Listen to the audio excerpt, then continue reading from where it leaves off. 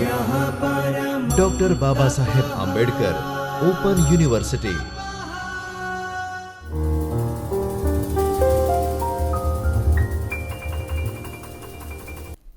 નમસ્કાર મિત્રો, doctor Baba Saheb Ambedkar open યુનિવર્સિટીના ચૈતન્ય સ્ટુડિયોમાંથી હું હેતલ જોશી આપનું સ્વાગત કરું છું.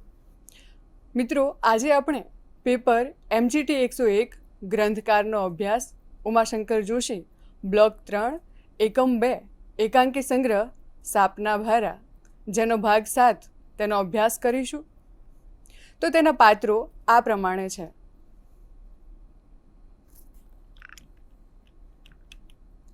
વ્યાખ્યાન 7 એકાંકી પડઘા, જેના પાત્રોમાં કિશોર, ગૌરી, તુલસી, કીલી, રણુ, એક સ્ત્રી અને પુરુષ, મનુ જેની ઉંમર 10 વર્ષ હશે, લીલી જે 7 વર્ષની, અને સમય છે રવિવારની સાંજનો, ને સ્થળ છે મુંબઈની એક ગલીના મકાનને બીજે માળે દાદર પાસેની ચાલી. મુંબઈની એક ગલીના મકાનને બીજે માળે દાદર પાસેની ચાલી છે. રવિવારની સાંજ છે. એક પુરુષ કોઈ પેઢીમાં મહેતાજી હોય એવા કપડાં પહેરી બહાર જવા તૈયાર ઊભો છે. અડધો ખેલ પૂરો થઈ જશે એમ કહી સ્ત્રીને જલ્દી તૈયાર થઈ નીકળવા કહે છે. ત્યાં ઘણા છોકરાઓ રમી રહ્યા છે અને તે બધાને ફોસલાવી સ્ત્રી નીકળવાનું ધારે છે. દેશમાંથી આવેલી સ્ત્રીઓ મૂળ વેશ છોડી મુંબઈમાં પતંગિયા જેવી બને છે એવો એનો દેખાવ છે. સ્ત્રી કિશોરને કહે છે કે કિશુ, તું બધાને સાચવજે.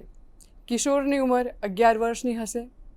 કિશોર પ્રત્યુત્તરમાં કહે છે કે અમને રજાના દિવસે નાટક જોવા લઈ જવાનું કહ્યું હતું, તે લઈ તો જતા નથી પાછા, તો અમને દેશમાં રાખવાતા શા સારું અહીં લાવ્યા એમ કહી વિરોધ પ્રગટ કરે છે. લલી પણ તેની માને નાટક જોવા લઈ જવા વિનંતી કરે છે અને કિશોર વિરોધ નોંધાવે છે.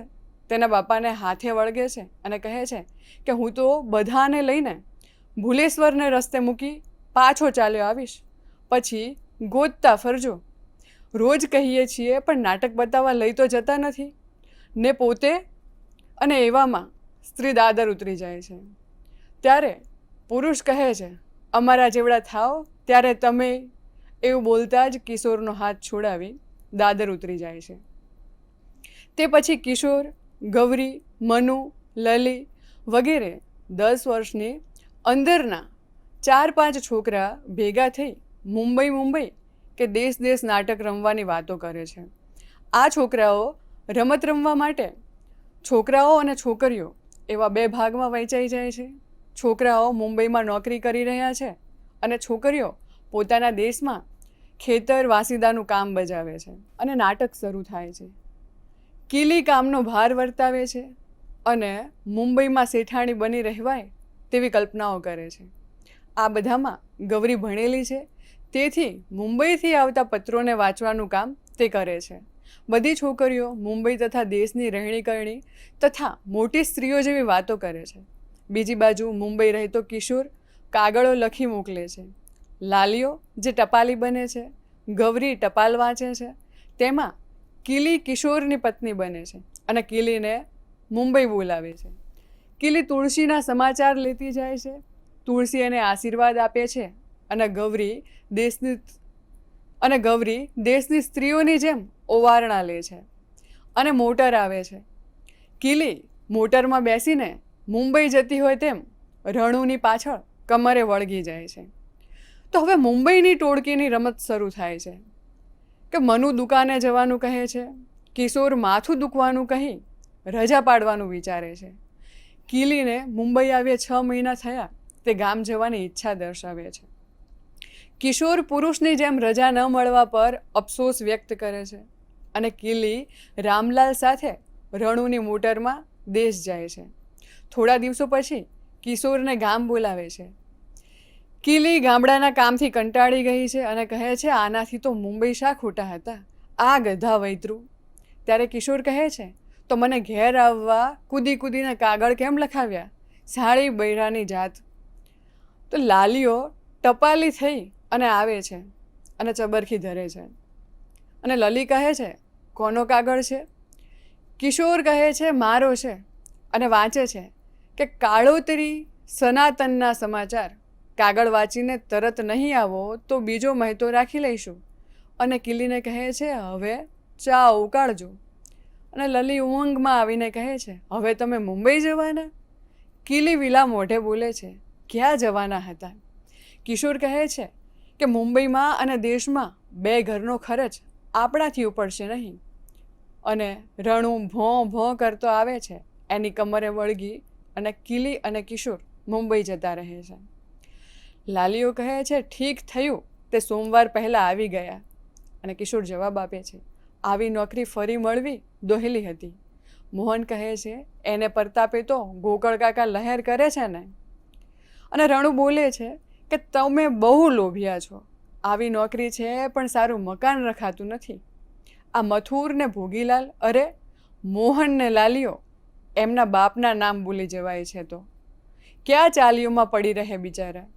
અને કિલી કટાક્ષમાં કહે છે આ 2 વાર મુંબઈ આવ્યા પણ 1 વાર કોઈએ કહ્યું કે ચાલો નાટક જોઈ આવીએ. અને રણુ કહે છે સાચી વાત છે. વચ્ચે લલી બોલે છે અમને લઈ જશો ને. અને નાટકનું નામ સાંભળી દેશના અને મુંબઈના બધા જ ભેગા થઈ જાય છે. તેમના માતા પિતા તેમને લીધા વગર નાટક જોવા ગયા છે. અને બાળકોને નાટક જોવા માટેની જે ઈચ્છા છે તો નાટકમાં એ ભાવ પ્રગટ થાય છે. અને જે ગામમાં છે તેનો રોલ ભજવતા હતા અને જે મુંબઈ શહેરમાં છે તે બધા જ નાટકનું નામ સાંભળી અને એકઠા થઈ જાય છે. અને કિશોર કહે છે કે ચાલ કેટલી વાર છે, ખેલ અડધો થશે ત્યારે નીકળીશ તો. અને કિલી કહે છે એ આવી આ બેબી મૂકી આવું. અને એ મૂકવા જાય છે. અને લલી તેમની વાહે થાય છે અમને લઈ જાઓ ને, બા ને બાપા પણ લઈ ન ગયા ને તમે પણ. અને કિશોર કહે છે અમને પણ બા ને બાપા ક્યાં લઈ ગયા તે. કિલી આવીને કહે છે ચાલો. લલી બાય પકડી અને કહે છે કે મારે આવવું છે. અને ત્યારે કિશોર કહે છે અમારા જેવડા થાવ ત્યારે તમે. અને દાદર ઉતરવા તરફ ઉતાવળો થાય છે. અને જાણે વીજળી પડી હોય તેમ એકદમ પાછો પડે છે. પેલા સ્ત્રી અને પુરુષ ઉપર આવે છે. પુરુષ ધુઆ પુઆ થતો બોલે છે કે કમબખ્ત, એક તો અમને ખેલ ચૂકાડ્યા ને હજી ચાળા પાડે છે. અને લપડાક કરીને લગાવી દે છે. કિશોર રડે છે. બધા સ્તબ્ધ થઈ જાય છે. વચ્ચે સ્ત્રીનો ઠંડો અવાજ આવે છે કે લે લલી આ મમ. અને પડદો પડે છે. આવી રમતો રમતા દેશની રહેણી કરણી, મુંબઈ જેવા શહેરની રહેણી કરણી, મુંબઈમાં પડતી મુશ્કેલીઓ, દેશની હાડમારીઓ, સ્વરાજની વાતો, નોકરિયાત વર્ગની વાતો વગેરે વિશેની વાતો આ બાળકો સંવાદ દ્વારા વ્યક્ત કરે છે. આ રમતોના સંવાદ વખતે ચાલીના કોલેજિયન છોકરાઓ આ સંવાદ ઉપરથી જણાય છે કે મા બાપ સંતાનોને નાટક જોવા ન લઈ જતા તેમના બાળ માનસ ઉપર કેવી અસર થાય છે તે જોઈ શકાય છે. જેથી સંતાનો પણ ગામડામાં ઘર ઘર રમવા જેવી રમતો શહેરમાં રમે છે. બાળકોના હઠાગ્રહને લીધે નાટકનો શો ચૂકતા સ્ત્રી પુરુષ પોતાનો બધો આક્રોશ પેલા બાળકો ઉપર ઠાલે છે.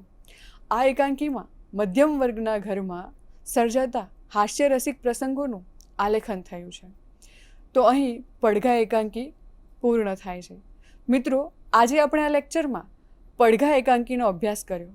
તેના પછીના લેક્ચરમાં આગળના એકાંકીનો અભ્યાસ કરીશું. આભાર. स्वाध्यायः